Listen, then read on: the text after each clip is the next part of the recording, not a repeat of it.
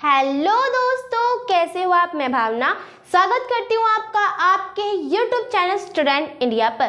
तो दोस्तों, आज की इस वीडियो के अंदर मैं आपको बताऊंगी समास के भेद। तो समास के मैं आपको 3 भेद बताऊंगी, कर्मधारय समास, द्वंद्व समास और बहुविग्रही समास। क्योंकि मैंने इससे पिछली वीडियो के अंदर आपको समास की परिभाषा और समास के 3 भेद बताए थे। तो समास के टोटल 6 भेद होते हैं, 3 भेद मैंने आपको पिछली वीडियो में पढ़ा दिए थे। तो आज के इस वीडियो के अंदर जो 3 भेद बच गए हैं, कर्मधारय समास और द्वंद्व समास और बहुविग्रही समास। तो ये समास क्या जो समास होते हैं आज के वीडियो के अंदर मैं बताऊंगी। तो पहला समास है हमारा कर्मधारय समास। तो कर्मधारय समास वे समास होते हैं जिसके अंदर उपमान और उपमेय तथा विशेषण और विषय का संबंध हो, उन्हें बोलते हैं कर्मधारय समास। अब उपमान और उपमेय क्या होते हैं? तो उपमान और उपमेय, उपमान और उपमेय और विशेषण और विषय, मैंने बताया था उपमान और उपमेय तथा विशेषण और विषय का संबंध हो। तो विशेषण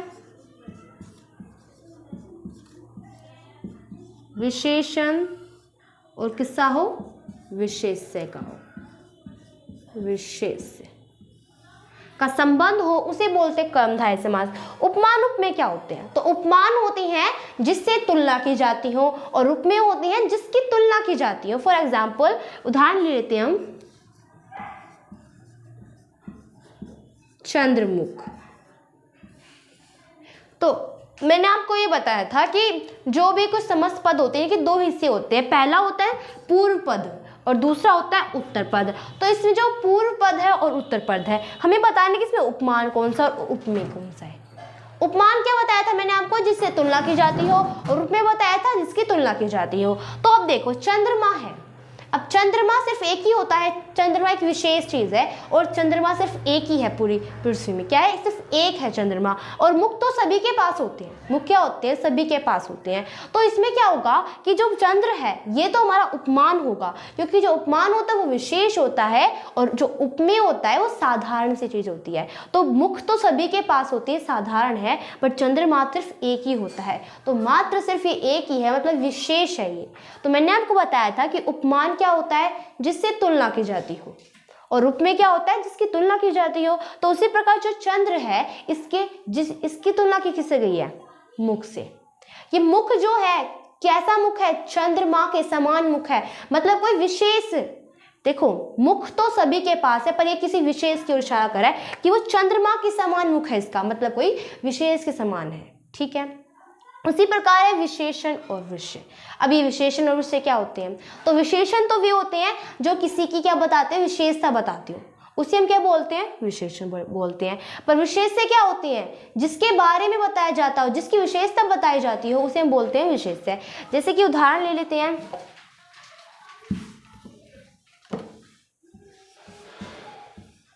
नील कमल।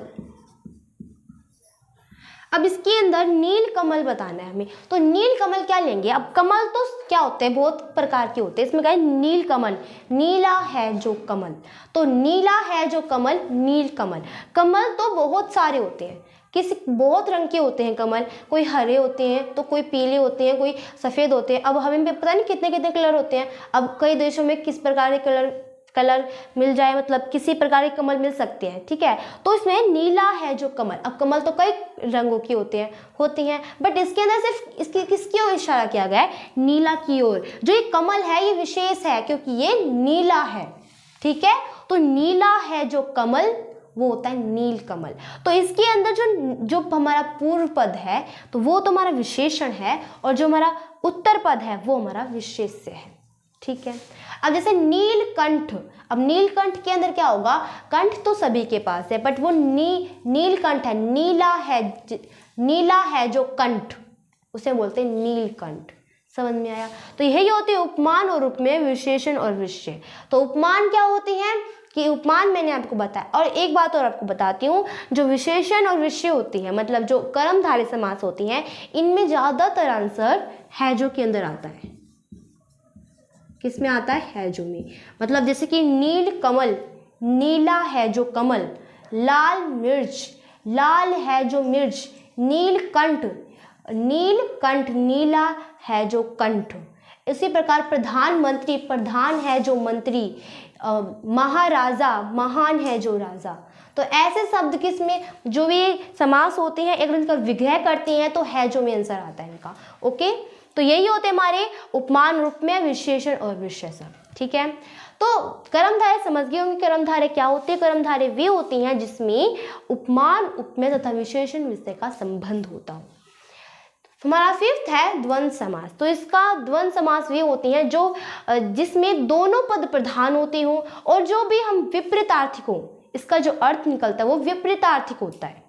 ठीक है, इसमें दोनों सब समास, जो दोनों पद होती हैं वो समान होती हैं। दोनों पद बिल्कुल उत्तर पद हो या फिर पूर्व पद हो, दोनों समान होती हैं, विपरीतार्थक होते हैं ये। ठीक है, जैसे कि उदाहरण लेते हैं। तो उदाहरण लिया हमने माता पिता। तो अपने विलोम शब्द तो पढ़े होंगे, माता पिता, भाई बहन, आना जाना, ये सब जो होते हैं ये विपरीतार्थिक होते हैं, मतलब विलोम शब्द होती हैं। इनमें दोनों पद प्रधान है, उत्तर पद भी और पूर्व पद, पूर्व पद भी और उत्तर पद भी, दोनों पद क्या है, प्रधान है। माता और, अगर इसका विग्रह करते हो तो आता है हमारा माता और पिता। और जो इसका जो विग्रह करते समय इन दोनों के बीच क्या है, योजक लग जाता है, क्योंकि और क्या है, एक योजक ही तो है, अव्यय है, ये योजक है। तो जो माता पिता, भाई बहन, आना जाना, आगे पीछे, आकाश पाताल, ये सब जिसमें विपरीतार्थिक होते हैं, मतलब विलोम शब्द होती हैं, ये जिसमें भी विलोम शब्द आ जाए तो आप बिल्कुल समझ जाना कि ये द्वंद्व समास होते हैं। ठीक है, अगर इसका विग्रह करती हैं तो इन दोनों के बीच योजक लग जाता है, और वो योजक होता है वह हो तथा, मतलब योजक लग जाता है। ठीक है, तो ये होते हैं हमारे द्वंद्व समास। ये बहुत ईजी होती है, इनमें से विपरीतार्थिक होते हैं, विलोम शब्द होती है। विलोम शब्द पढ़ ले तो बिल्कुल आपको ये आ जाएगा। ओके, तो द्वंद्व समास क्या होती हैं, जो विपरीतार्थिक हो, दोनों पद प्रधान हो, और जब इनका विग्रह करती हैं तो इनके बीच में योजक आ जाता है। फिर है सिक्स बहुविग्रही समास। तो बहुविग्रही समास क्या होते हैं, तो बहुविग्रही समास वे समास होते हैं इनमें दोनों में से एक कोई भी पद प्रधान नहीं होता है। ठीक है, इन दोनों में से जो पद होती है इनमें से कोई भी पद प्रधान नहीं होता। एक उदाहरण ले लेते हैं, उसकी तरह से आपको समझ में आ जाएगा। अब जैसे कि मैंने एक उदाहरण ले लेती हूँ, नीलकंठ। अब इसमें क्या होगा, नीलकंठ। अब इसमें जो शब्द लिया मैंने नीलकंठ, अब आप बताइए कि नीलकंठ का अगर हम विग्रह करते हैं तो क्या बनेगा, नीला है जिसका कंठ, अर्थात भगवान शिव।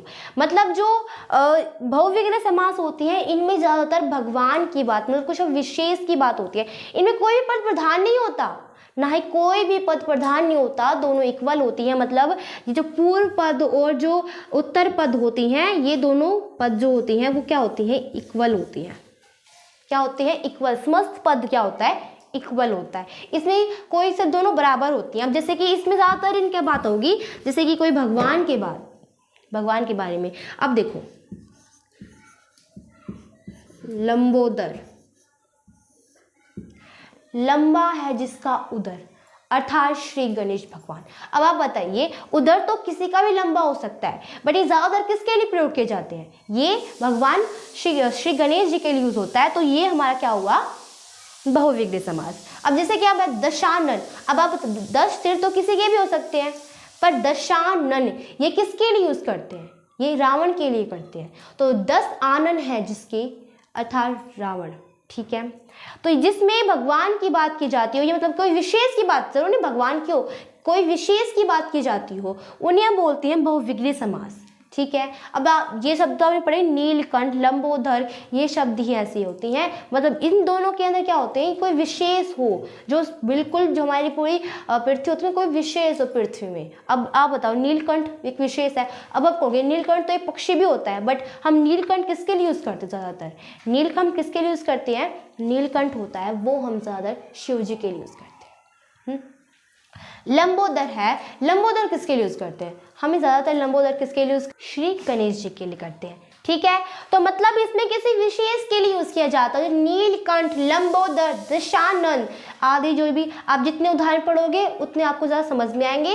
तो आप कोई भी बुक देख सकते हो, उसमें आप जितना उदाहरण पढ़ोगे उतने ही आपको ये समास अच्छी तरह से समझ में आ जाएंगे। तो आई होप कि आपको समझ में आ गया होगा। मैंने 3 भेद बताए हैं। पहला कर्मधारय समास, जिसमें उपमान और उपमेय, विशेषण और विषय का संबंध हो। द्वंद्व समास क्या होते हैं? ये समास वे जिसमें दोनों जो उत्तर पद होता है, पूर्व पद होता है, वो इक्वल होते हो, ठीक है, उन्हें बोलते हैं द्वंद्व समास। और जो बहुविग्रीय होते हैं, इसमें कोई भी पद प्रधान नहीं होता है, विशेष होता है बस।